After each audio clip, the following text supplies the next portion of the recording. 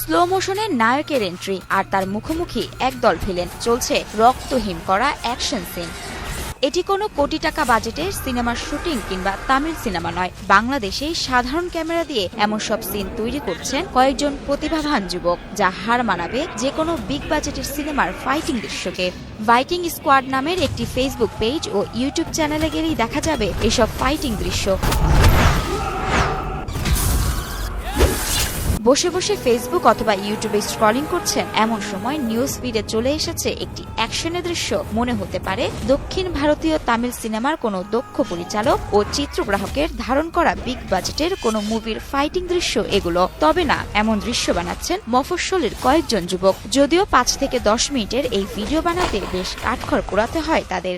সীমিত সরঞ্জামে ভালো মানের এইসব ফাইটিং দৃশ্য দর্শকদের উপহার দেন এই স্কোয়াড।